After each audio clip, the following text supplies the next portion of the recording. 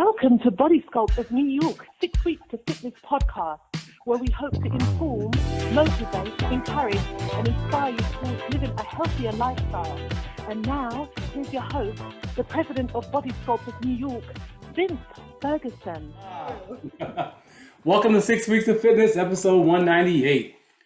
My next guest is a highly trained and accomplished yoga instructor and entrepreneur. She is the owner of Habibi Sport, Habibi Body. Their mission is to help every human fall in love with themselves by helping them reach their highest, healthiest potential. And today, she's going to share with us how we can reach our highest and healthiest potential, especially after the age of 40. So let's welcome Shahada Karim. Shahada, how are you today? I am good. How are you? I am wonderful now that I have you on my show. Thank you for coming. Thank you for having me. But before you share your wisdom on how we can reach our highest and healthiest potential, tell my listeners and my viewers, where did it start for you? Where did you grow up? And when did you become exposed to yoga? Where did that journey begin for you? Honestly, I came from a family that was always interested in fitness, but like most people, they know based on what they've read or what they've seen, kind of what they have to do, but there's no real guidelines. Like first you do this, then you do that, especially once you get past a certain age. So my father was very much into Tai Chi. My mother was into yoga, but the movements that they did were not movements that you would consider strenuous, right? So they weren't movements where you really felt like, okay, I'm getting a workout. They were very slow, very easy. And so, of course, growing up, I thought that was just what old people did. So I immediately went in the opposite direction. So I get through high school, I run through high school, which was great because I was young and my body could recover.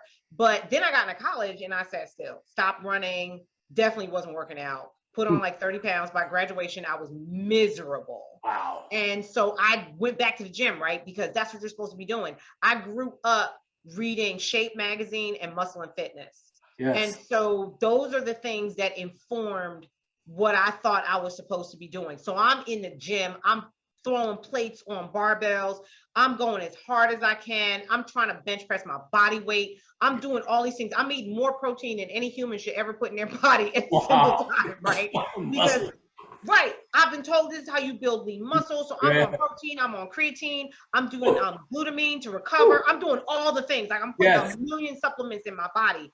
And at this point, I'm like late 20s and I have shin splints. My knees are shot and my hips hurt. Wow. Sleep is trash. Like being still, trying to sit still or lie still, not happening, right? So one day I'm trying to kill myself on a treadmill because not only was I running as fast as I could, I was also running at inclines. So I'm like hauling on a treadmill. And I happen to look over, I'm at a gym and I happen to look over and there's this yoga class going on. And the reason that it even caught my attention is because the teacher turned out the lights. And I saw the lights go off and I was like, what's happening? So I get off and I was like, okay, the class started a little bit late, but I'm gonna sneak in there anyway, right? I'm gonna go stretch because I need to stretch because my legs hurt, my hips hurt, my knees hurt, right? So I'm gonna go in there, I'm gonna stretch. Right. The teacher, so at this time, I want to say I wasn't even 30 yet. I want to say by the time this happened. That's because I was so embarrassed when it happened. I go in there and the teacher, she's like in her 40s. She's like in her mid 40s. And she is just stretching and bending over and lifting her leg up. And I'm looking at this lady and I'm so offended because I'm like, how can I can't do that? I can't even bend forward. My legs hurt so bad. Wow. Everything hurts so bad. And she's literally moving with this incredible ease. And not only is she moving, she's talking at the same time. She's correcting people's form. So I'm highly annoyed that this woman has managed to just sail through this class when I am just struggling. I can't breathe. I don't know what's happening. So because I was super competitive, I took it as a personal challenge. Yeah. I was in her class every Sunday diligently because I was like, this lady is not going to win. This yoga is not going to win. And so I was in there until I realized I was going through her class and I had outgrown the class. Really? And then I started to make changes, actively seeking out more athletic forms of yoga.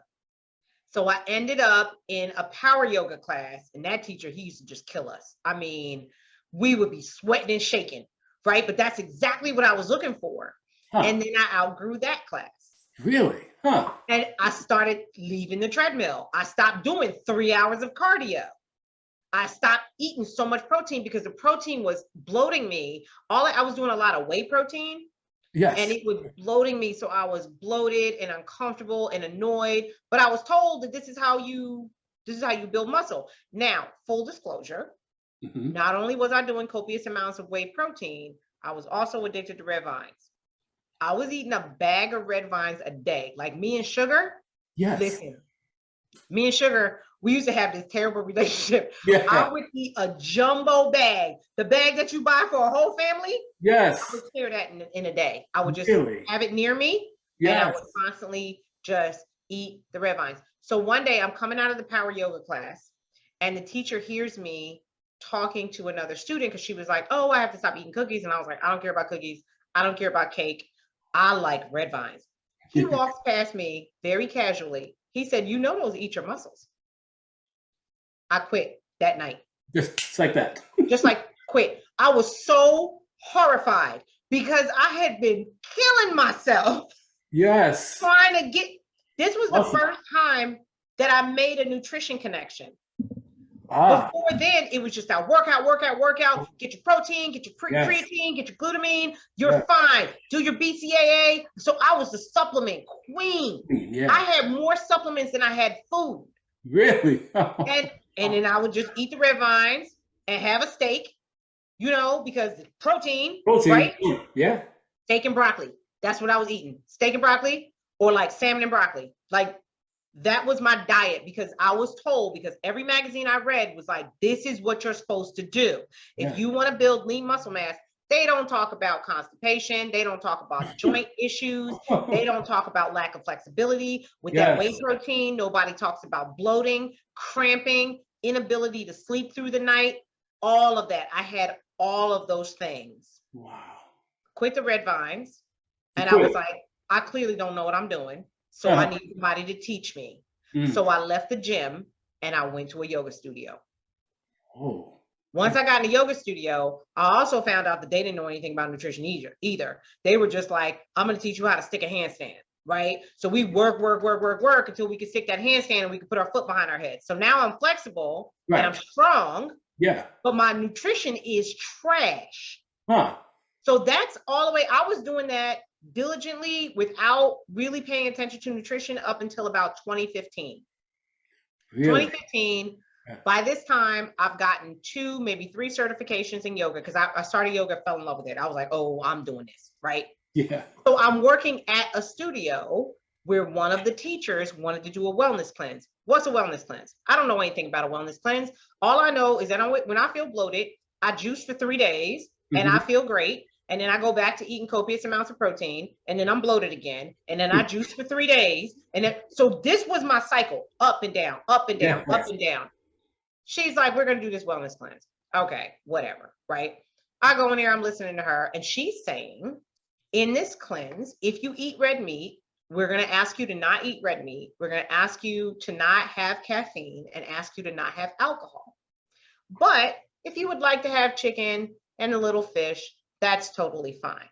But if you want, you can do this vegan option. Well, again, I'm competitive, right? Screw it, doing the vegan option. Now, a little bit of history about me and being vegan.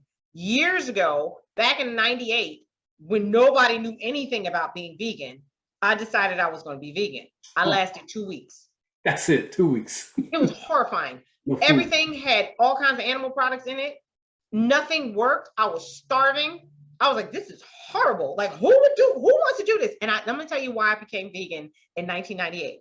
Because I saw an interview with Erykah Badu. And I found out she was vegan, and I was an Erykah Badu fan.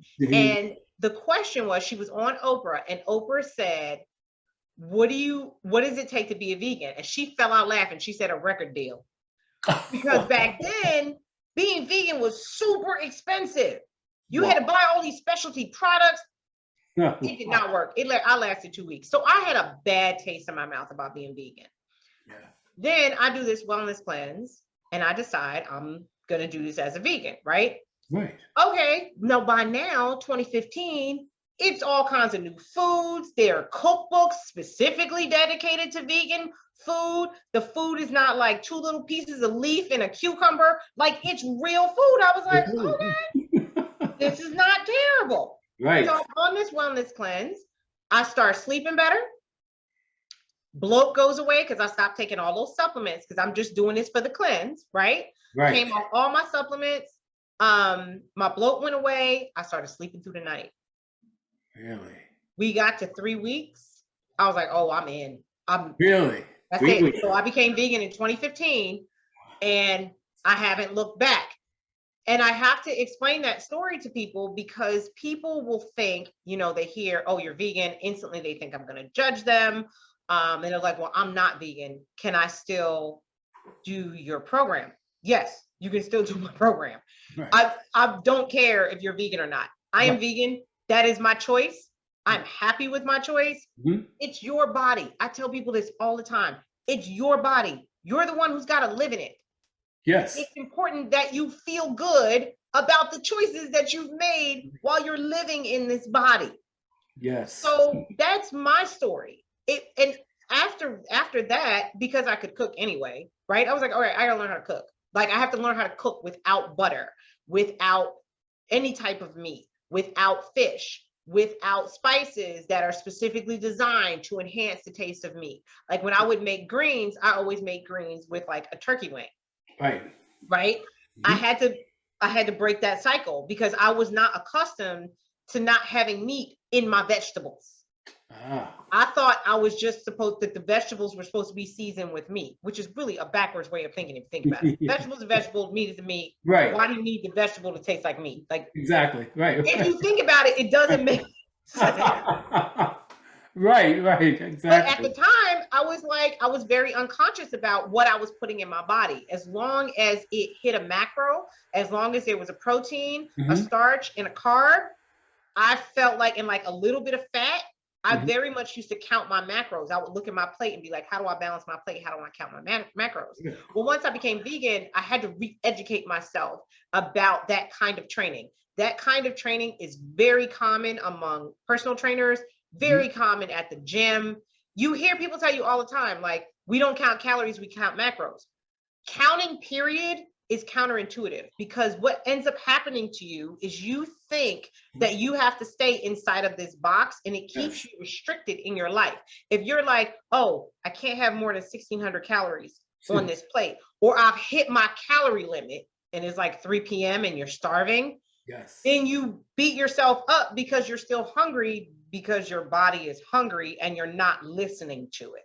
Right. Instead, you're concerned with the number. My goal is to pull that mindset out of people who work with me.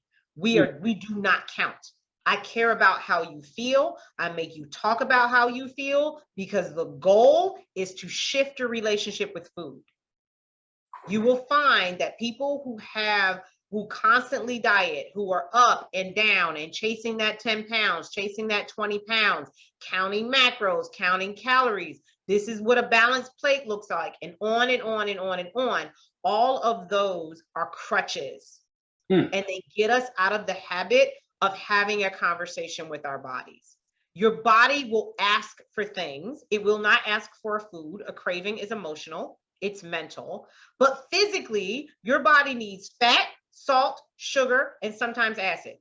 It likes those things, right? So those things come in different forms of a craving. So I have people tell me, when we talk about intuitive eating, I have people tell me, well, I intuitively want cake. You intuitively want fat and sugar. That's what you want. Your emotions and your brain is like, I want cake. But the body's like, I just want some fat and sugar. Like, I'm tired. Right. And I'll need something to stick to me. Mm-hmm. And I want some sugar so I can wake up. Right. You understand that? If you get the signals from your body and you listen to them, you can make educated decisions about what to feed yourself. Personally, I am mineral deficient because I sweat all the time. I teach hot yoga and I love an infrared sauna. So I am constantly sweating. My body is constantly trying to cool itself down, which means I'm leaching minerals. Right. I tend to crave pickles, Ah, sodium. sodium. I want the salt. So the craving for the pickle is emotional because pickles is like a childhood favorite. It was something I had when I was younger. Right. But my body is asking for sodium. My body's like, listen, we are depleted. You sweat everything out. I need minerals. Right. So I instinctively know to feed my body the minerals that I've leached out while I'm sweating. Where are you getting the minerals? Typically, I'll either do, if it's an emergency and I've sweat to the point where like I need to get it together, I'll do trace minerals in water. Water. Right. But mostly I just use a sea salt. I love the Korean bamboo salt. That's like my favorite salt ever. Right. I'll use the Korean bamboo salt. I like seaweed salt. And in a pinch, if I can't get my hands on either one of those things, I tend to cook with those things. Right. If I can't get my hands on them, like if I'm out or whatever, then a sea salt or a Himalayan pink salt will do the trick. I don't need the saltiness, right? So you find that an iodized salt, like a Morton's or something, if you start using a Himalayan pink salt and you go back to one of the common brand salts, your stuff's gonna be so salty you're gonna freak out. Really? You don't even realize how salty that salt is. Himalayan salt is it's just not as salty. It's salt for the most part is salt. So before we start getting into which salt is better, salt is salt, right? But you're going to find out that some salts are not as salty as others. Therefore, you can wean yourself off the need to oversalt everything. You will literally wean yourself off that need. Just like when you cut sugar, you might go through a withdrawal. As a former sugar addict, I will attest to that. Yes, yes. But eventually, your body stops craving it. So I used to think I ate so much sugar via these red vines that I didn't think that fruit was sweet. Really? Really? That's amazing. Really? I thought berries were sour. Whew. The only sweet I would really like is like a mango, something that's really, really sweet. Really? But a pineapple would be still a little bit too sour. Unless an orange was super ripe and super sweet, an orange was out of the question. Grapefruit was not even in the conversation. I would imagine. There's no way you couldn't get me to eat a grapefruit. What is that? I'm not doing that. And now grapefruits are sweet to me. Huh, really? So you can wean yourself off the addiction to sugar the same way you can wean yourself off the addiction to salt. The hilarious thing about me and needing minerals is that typically you'll hear people say, cut the sodium, cut the sodium, cut the sodium. My body is the opposite. Your body says, give me sodium, give me Give sodium. me sodium. Give me sodium because you've leached out all of my sodium because you sweat too much. Right. So for me, it's quite different. And it's actually fitting that we're having this conversation because I had a full blood panel done and I just got my results back. How was it? And all my results are perfect. Really? Perfect. I am on, there's always a range. They tell you what your number is and then they tell you what the range is. And I am low to mid in every single range. Low? I'm not even on the other side. And I haven't hit the middle number in any range. I'm right there at where you should start. My potassium is like right there at the mark of where the range is, but everything else is maybe a point or two above. Wow, that's awesome. That's amazing. Yeah.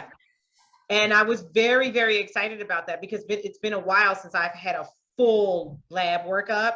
Yes. And it's just nice to know what's happening on the inside of your body. It's good to get your blood work done, get your blood pressure taken, get your things done, find out what's happening. Where you're at, yes. Right. And for me, it's particularly important because of the field that I'm in. So I am in a field that does not always value Western medicine, right? So yoga and spirituality and meditation in this country does not always value Western medicine. So you'll have people say, oh, no, you don't need to go to a doctor, just fast. Or you don't need to see anybody, just meditate. That is dangerous. Yeah. And I'm very, very vocal against it because it gives practitioners, it gives us a bad name. Right. Because then people think that all we did was, charge some crystals in some water and have like a couple of sprinkles of dew and then everything's fine and Western medicine is not to be trusted. I find that philosophy very, very dangerous. And I want to actively have a conversation about us breaking that habit because I tell people all the time, I'll have people come into a class and say, oh, well, I'm not going to go to a doctor because I know yoga is going to fix everything. That's a falsehood. Yoga is not going to fix everything. And if you have chronic pain, you need to go and invest in a technology that allows you to see on the inside of your body. That means you need to go to a doctor. Right. What's going on with your body? It's very important to have these conversations. I cannot tell you how many people come to me and are like, oh, no, I'm just going to do these stretches and I know everything will be fine. And their sciatic nerve is trying to destroy them because they've been in so much pain that now they can't even sit for long periods of time. And I'm like, listen, this movement is beneficial. I need you to go find out what's going on with your body. Right. You can do both. You can do this too. Yes. You can work out, you can come stretch with me, you can come breathe with me, you can come meditate. All of those things are beneficial. These things are not going to harm you, but it is very important that we take a comprehensive approach to our health and our wellness. No one thing is going to solve all of your problems. That is dangerous rhetoric, and it gets a lot of people in trouble. Well, use both. I have a relationship with my doctor. He's like, listen, get in here. Yes. I need to see what's happening on the inside of your body.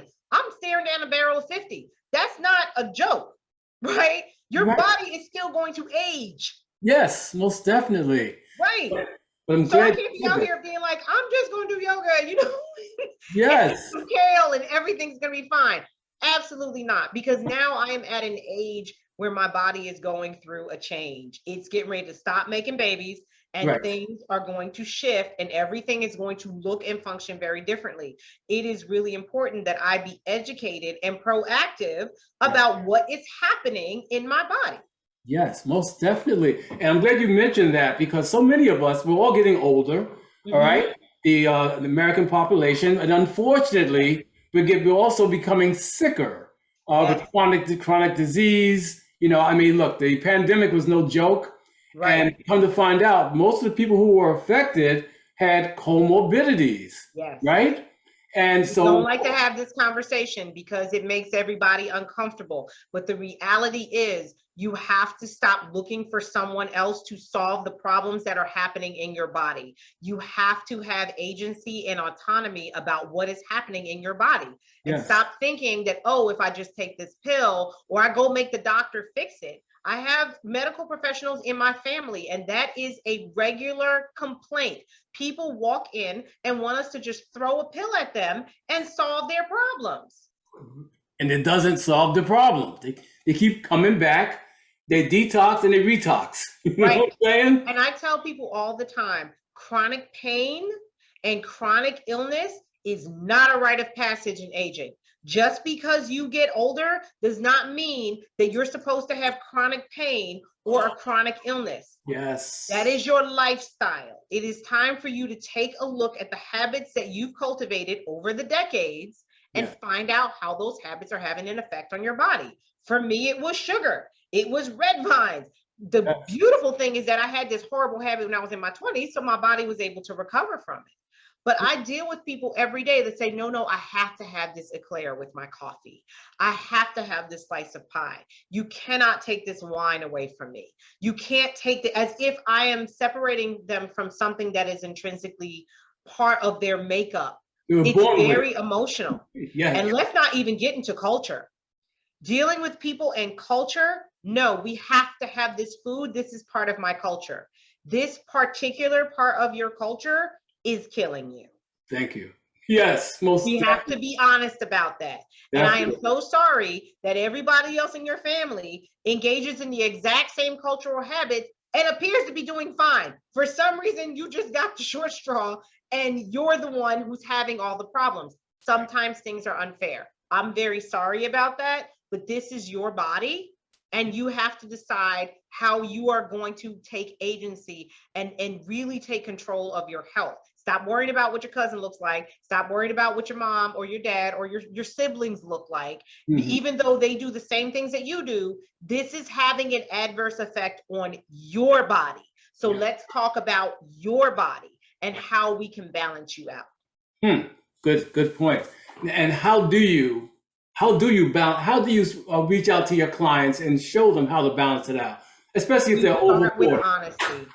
Start with honesty. So some people, I don't do this for everybody, but people I can tell it's usually the way the conversation goes.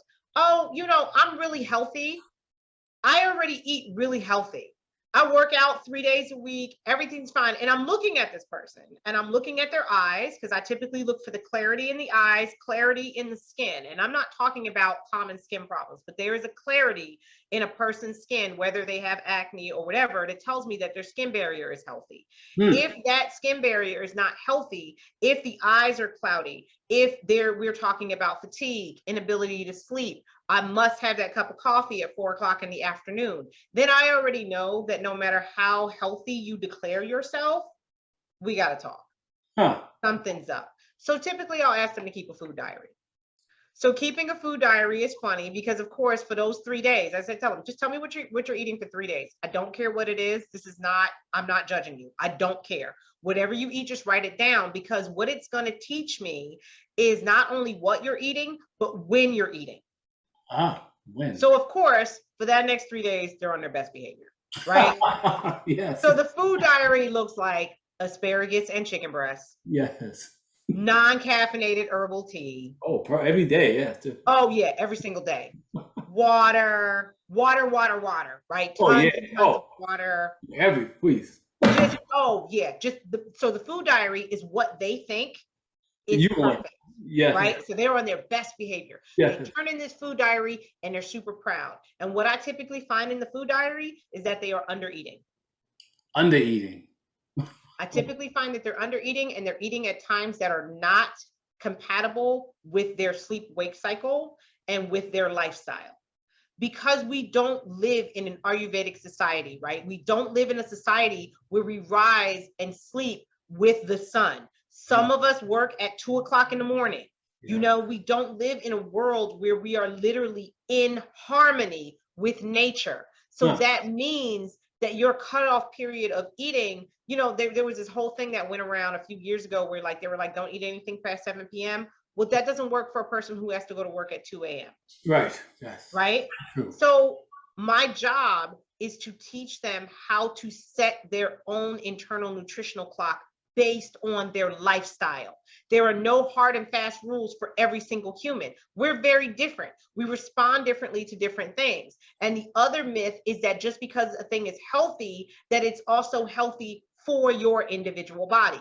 There are some things that are healthy on paper, but that my body does not agree with. It just doesn't like it. Right. I end up not feeling my best. My husband, on the other hand, can eat these things and be fine. Wow. He has a different metabolism. He has a different sleep-wake cycle. Yes. We wake up and go to sleep at completely different times during the day. We're two completely different humans. Yeah. So our nutritional intake reflects that. Yes. There are some things that he eats I just can't eat. The man can eat lentil burgers until the cows come home. I eat one lentil burger and I'm comatose. Wow, really? I just want to take a nap. Wow. I'm done. I can't function. I'm worthless. I don't want to talk to anybody. I definitely don't want to work out. I don't want to do anything.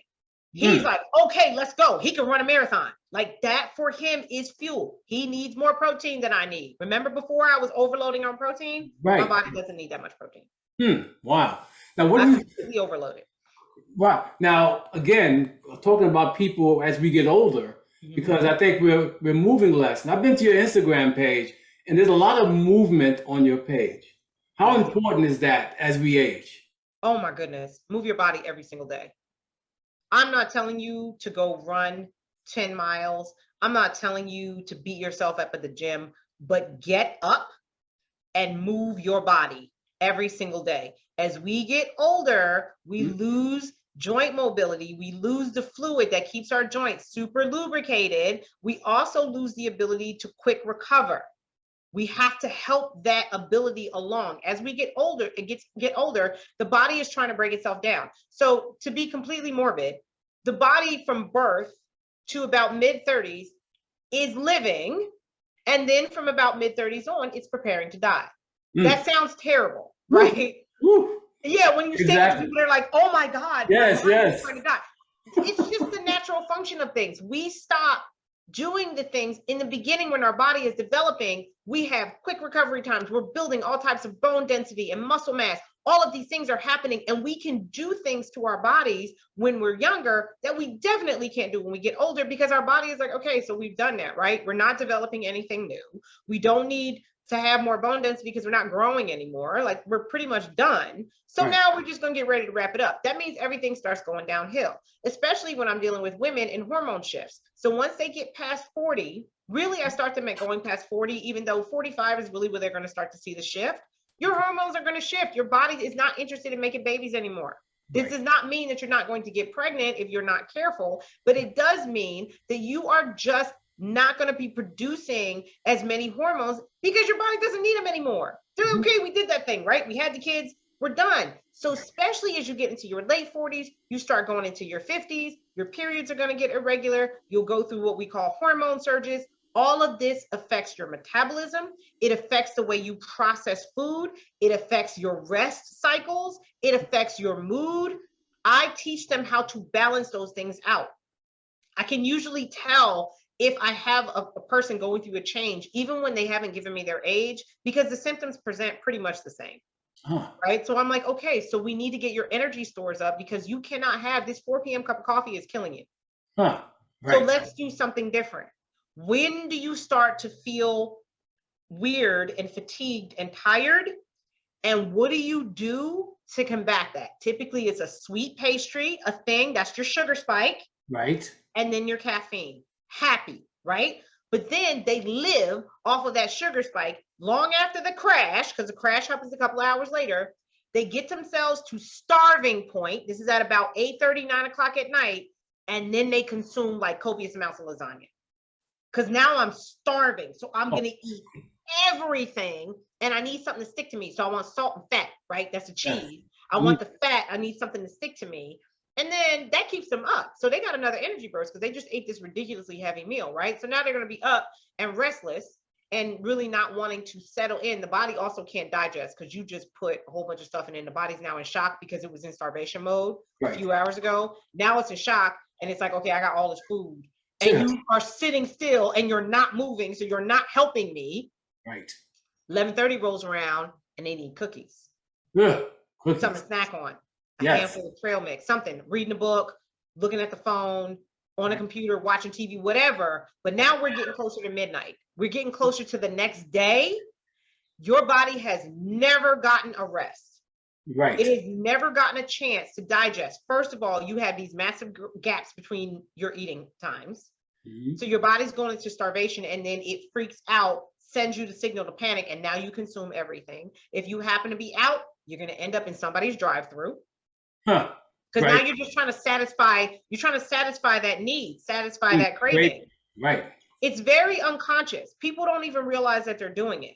They're just listening to the body once the body has gone into panic instead of asking it what it needs from moment to moment. Your body needs something different every day. I don't eat the same thing every day. I want something different every day. If I've had a really stressful day, that salt kicks in. Right. Some people think like stressful day is like winding down with some type of sugar. In my body, it's some kind of salt. It's something that's hearty and salty. And before I was vegan, the thing that used to just knock me out of the park, pizza. Good old fashioned New York slice. New York. Yes. Yes. Thin crust. Yes. Get the marinara just right. I remember Don't that. talk to me about perfect pizza, okay? Yes, you know. That was my thing. And typically the worst day of my week was Friday because I worked Monday through Friday. Right. Friday, I'm just trying to get out and get home, get away from everybody, right? I'm tired. I put up with everybody all week. I'm exhausted. I don't have any obligations. I would go to my little pizza joint. They're still around, Village Pizzeria. And I would order, check this. This is when I was single. My husband still thinks I'm crazy. I would order an extra large pizza. So this is like an 18-inch pizza. Oh, yeah. I would eat all of it, but 2 slices. All of it? I could never get the last 2 slices in my body. I would try to get as much as possible because it's happiness, right? Yes. It's cheese, it's salt, it's fat. I'm happy. I would get all that pizza in, wash it down with 2-liter bottle of Coke. Really? 2 bottles of Coke? Did you say Coke? Woo. 2-liter bottle of Coca-Cola. Oh my goodness. Oh, this is why I try to tell people, please stop thinking that all I used to eat was kale. Yes. Speak from experience. I understand what these things do to the body. Yes. Right? Yeah. So I now have all this energy. I would go out because now I'm up, right? So I can go out. I got energy. I got caffeine in my body. I got sugar. I got salt. I got fat. I would go out, pass out about 2 a.m., wake up feeling like trash. So while all those weekend warriors are in the gym, I can't even see straight. Really? Yeah. It's like 9, 10 o'clock Saturday morning, and I have no idea what day it is, what time it is, and it would take me the entire day to recover. Really? All that time wasted? Wasted. I couldn't get anything done. My Saturdays used to be so unproductive because I was just like, ugh, I just got to get this out of my body. This is before the yoga, before you began teaching yoga, or during? This is when I was killing myself at the gym. This is when I was loading up protein. Right. This is when I was loading, because it was like, whatever. I work out all week, right?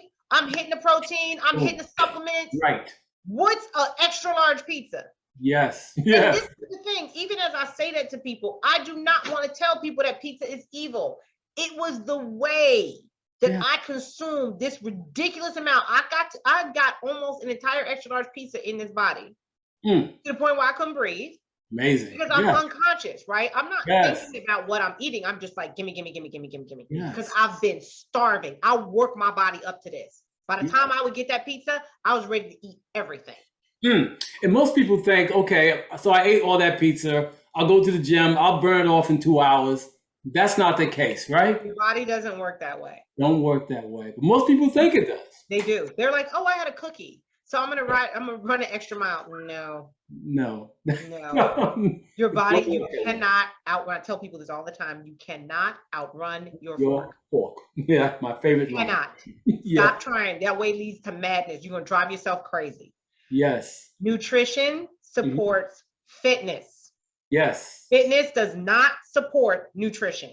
There you go. That is a backwards way of thinking, and it gets people not only in trouble with not being able to process the nutrition, it leads to injury because they are overextending themselves and trying to run that extra mile or do that extra thing out of some shame about what they put in their bodies. Right. That's why I work at the root. We start with the nutrition. You start with the nutrition. Yes. Start. Good point.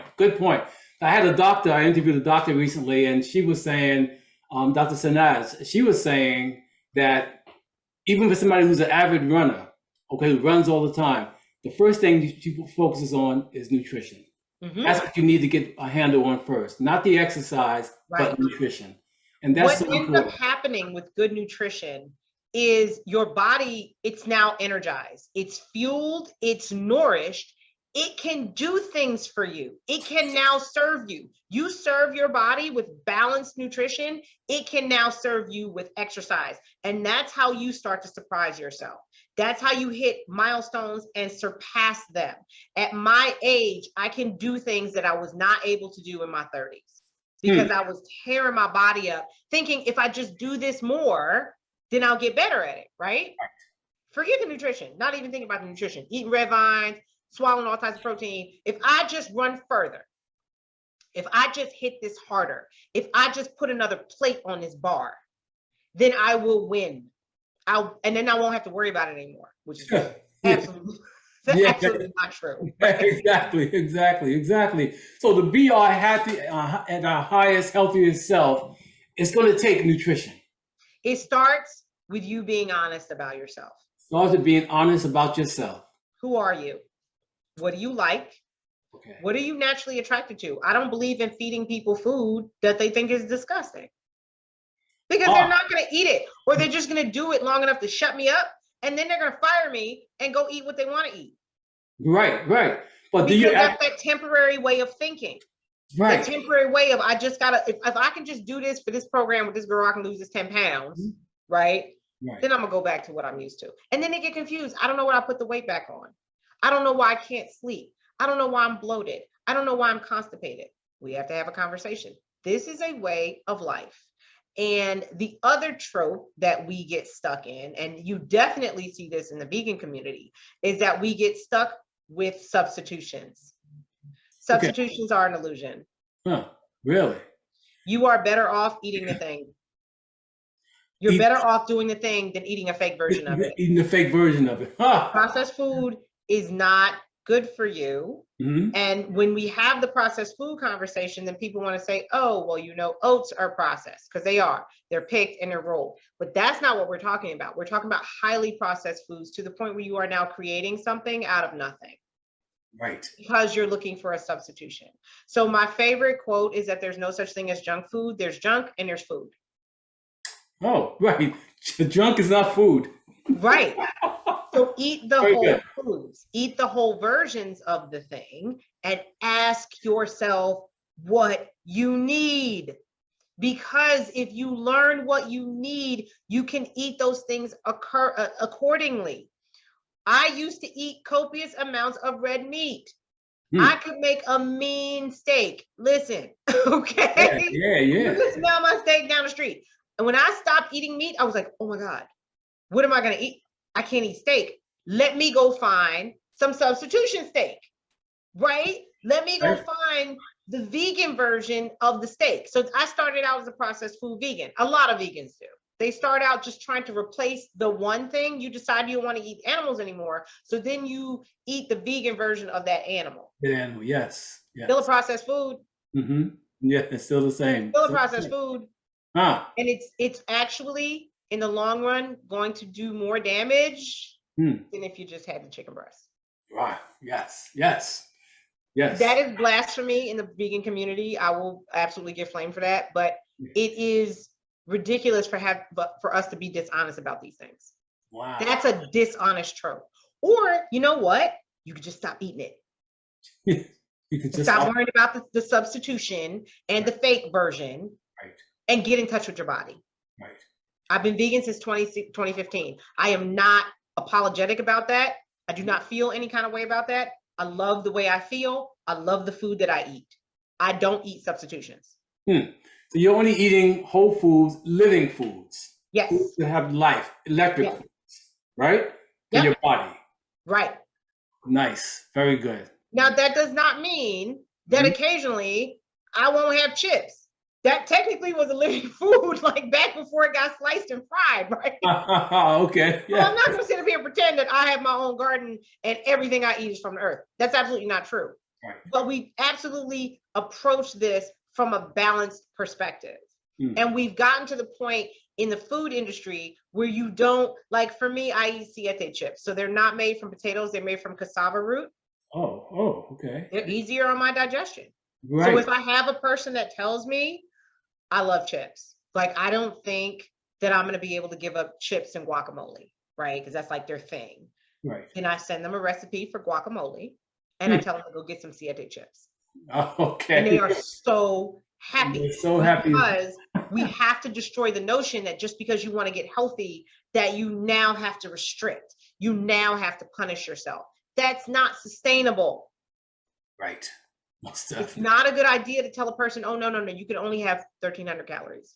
Or you can only, you cannot have this thing at all, like ever in life. That's a great way to set somebody up for failure.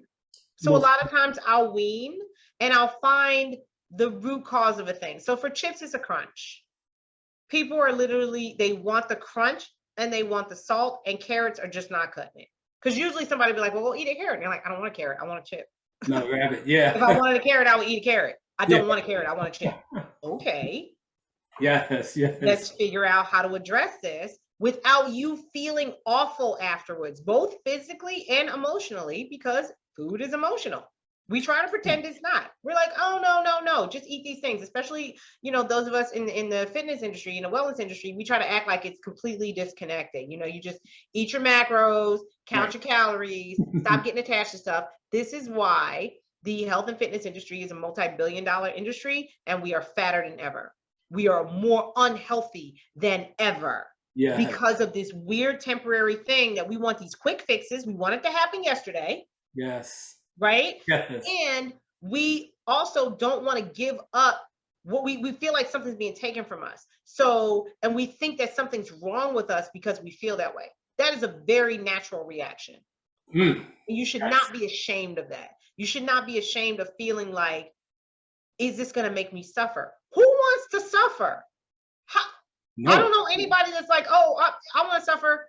Who wants to suffer? Nobody. So we punish ourselves and we beat ourselves up and we make ourselves suffer for this ridiculous aesthetic that some television show or some magazine or some guru told us that was the thing that we were supposed to aspire to. And if we can't aspire to it, we feel inadequate. Oh, most definitely. I tell people, eat more what God made and less what man made. Okay? That's the key. Simple. Boom. And then people are like, oh, you're vegan. Like, you must not have that many choices. I'm like, vegan. I want you to think about this. As a meat eater, you have 4 choices. You got chicken, fish, pork, beef. That's it. Right. And some like variation in between. If you're having that every single day, which I don't care if you're an omnivore or not, that is just not healthy. That's where Meatless Monday came from. Put the meat down, eat some vegetables, right? So if you're having that every single day, sometimes multiple times a day, who has the restricted diet? Because I don't eat the same thing twice. Yes, exactly. There are thousands of things for me to eat.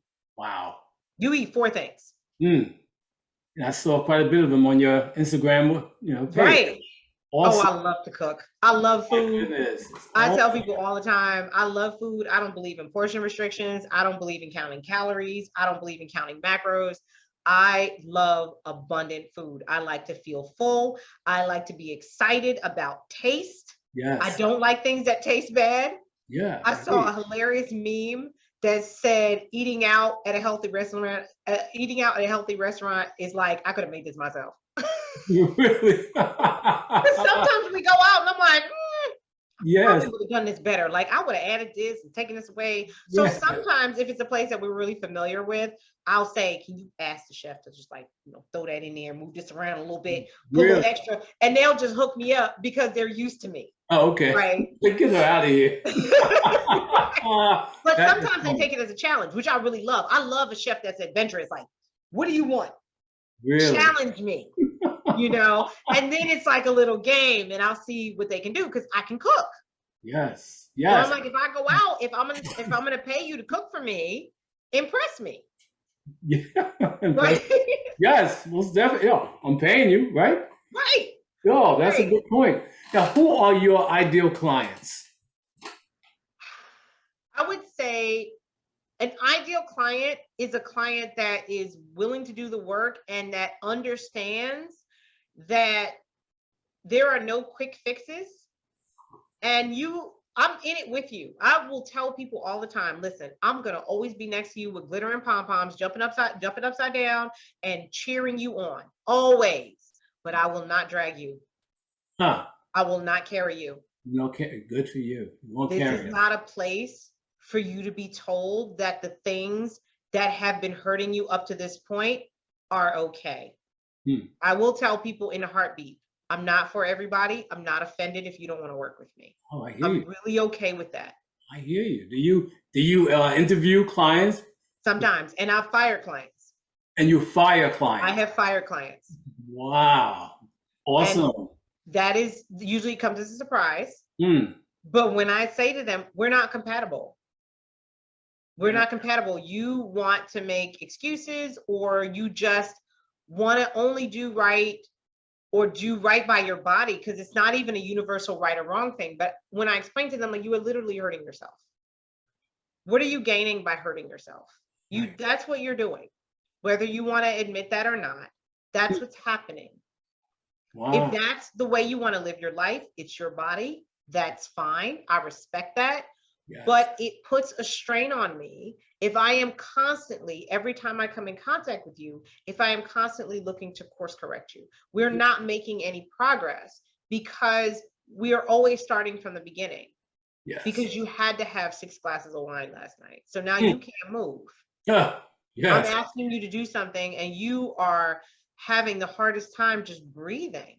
When you knew you were coming to be with me today, you knew you were coming to work out with me today. Yes. We have the same appointment. We keep the same appointment every week.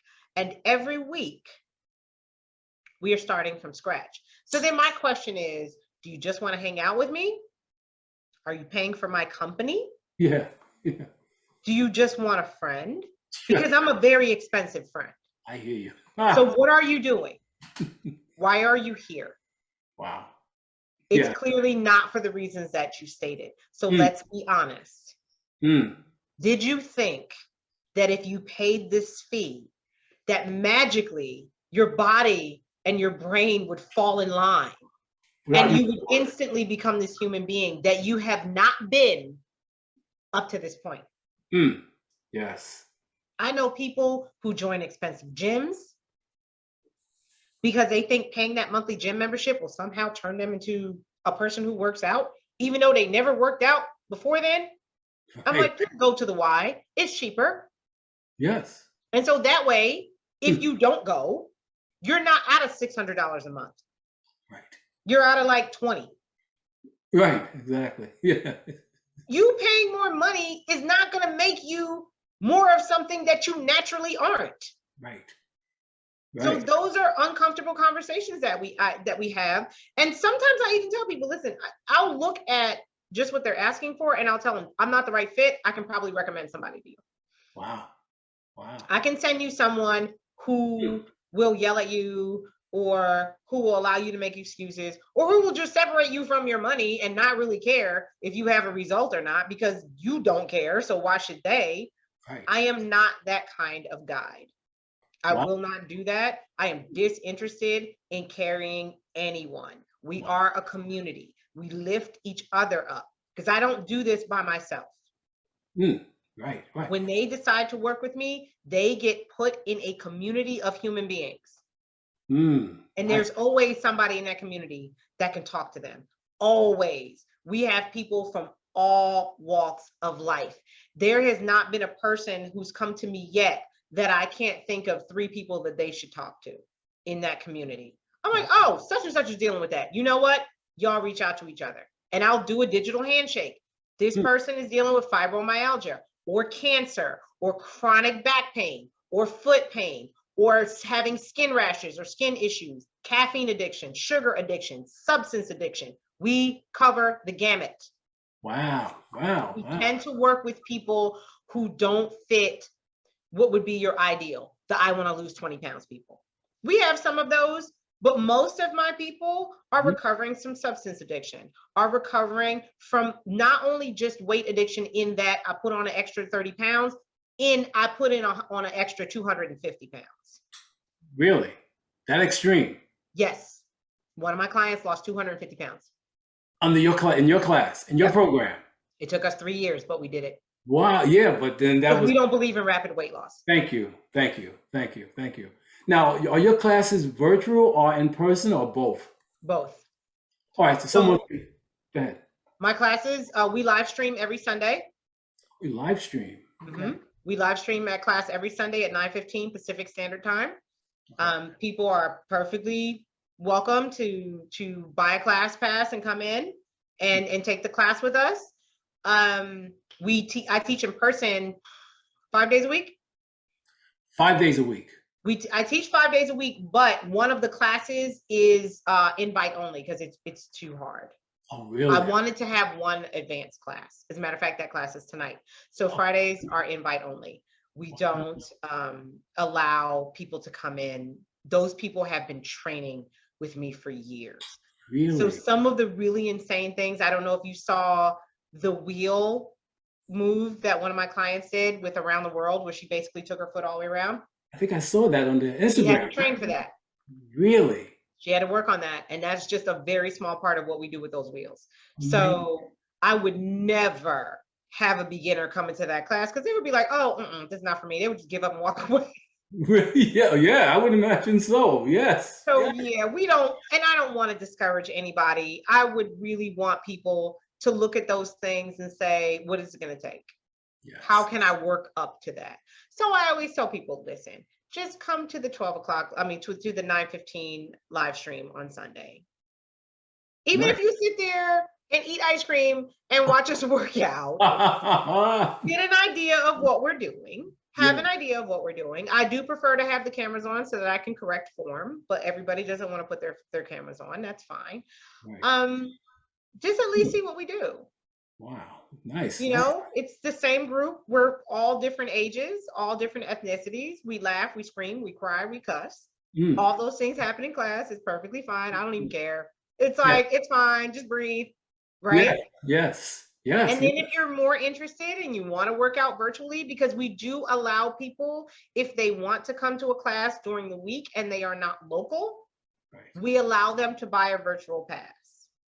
Oh, So nice. on those days, we'll just live stream the class. We live stream the classes on Sunday regardless. Mm. It doesn't matter that the camera goes on Sundays. But say, you know, someone wants to come to Tuesday, or they want to come to Wednesday morning, or they want to know what Habibi balance is. We do that on Monday nights.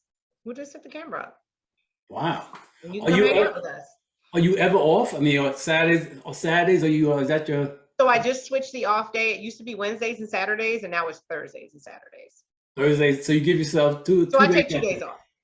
Nice. Very Yeah. good. And on those days, and everybody knows I don't take phone calls. I don't work with clients on those days. Everybody's very clear Wow. that I am disinterested in looking after anyone, that those are my days to look after myself. Self-care, for yourself, family, 100%. I've even had clients text me and say, hey, I know it's your day off, but, and I'm like, anything after the but doesn't matter. It's Tough. my day off, Tough love. period. Yes. Unless the house is on fire, I will talk to you tomorrow. Yes. You know, how can my audience find out more about you? How can we connect with you? I am all over the internet. So the easiest, fastest way to find me is on Instagram under Shahada Karim. Super easy. I respond to all DMs. Send me a DM. People send me DMs. Listen, they do not, when I said my DMs are open, last time I told somebody my DMs are open, people DM me with every chronic ailment, fatigue, issue, body function. It's fine. Really? It's fine. Just talk to me. It's fine. And if I don't know the answer and I can't find out the answer because maybe you need to see a doctor, I will tell you to go see a doctor. Right. I don't have all the answers. I will do what I can with the information and the education that I have. But there are times when I've said to people, this is a conversation you need to have with your doctor. If you don't have one, let's work on finding you one. Wow. Nice. I will work with people where they are. If they're completely stuck, completely lost, the only thing they're ever on is Instagram or Facebook or the internet, I'm like, okay, let's find some places in your area. Because I work with people all over the country, sometimes all over the world. I have a couple of clients overseas. Let's find some people in your area. Let me talk to someone. I have a network of medical professionals, including mental health professionals. I work with 2 clinical therapists. They have access to networks and colleagues all over the world. I'm like, okay, this person needs this thing. I need help.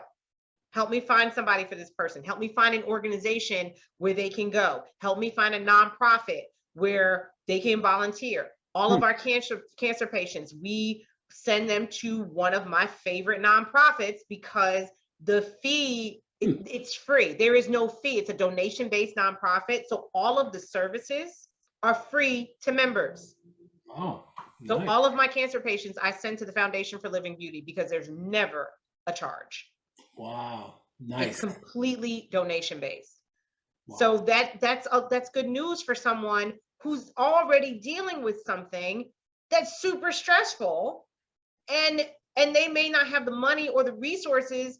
I'm like, go to this website, reach out to these people, tell them I sent you. It's free. All the information is free. If they come to your area, go to their classes, go to their education seminars, meet people like you. They even have these parties where all of the cancer survivors come together and they have this great party. It's a beautiful organization. Wow. So it's things like that I'm very proud to be associated with, and I'm happy to help people round out their existence in the healthiest way possible. So my name is the fastest way to find me. Google my name, go to my Instagram, send me a message. If you want to go to the websites, I have links everywhere. There's even a link in my Instagram that will take you to both Habibi Body and Habibi Sport. So the website for Habibi Body, which is skincare, is habibibody.com. The website for Habibi Sport, which is nutrition and fitness, is habibibodysport.com. Easy to find. Ask me anything. It's okay. We figure it out together. Wow. None of us did this alone. I didn't do it alone. People had to teach me. Right? None of us do this alone. Yes. Very good. Now, this has been awesome. And of course, I normally don't have my podcast as long, but you have so much information to share. I couldn't say no because you provided so much value, though, Shahada. And Thank you. I really appreciate it. And on behalf of my organization, which is a nonprofit, Body Scope of New York, and my 6 Weeks of Fitness podcast, I want to thank you once again for just coming on the show today. Thank you very, very much. And to my listeners, my viewers, I really hope this program was encouraging, informative, and inspiring, and that you will continue tuning in to my 6 Weeks of Fitness podcast. And if you have any questions, comments, or suggestions for the show, please leave them in the comment section below, or even email me at vince@6weeks.com. And please don't forget to subscribe so you don't miss any future episodes. And remember, we don't stop exercising because we grow old. We grow old because we stop exercising.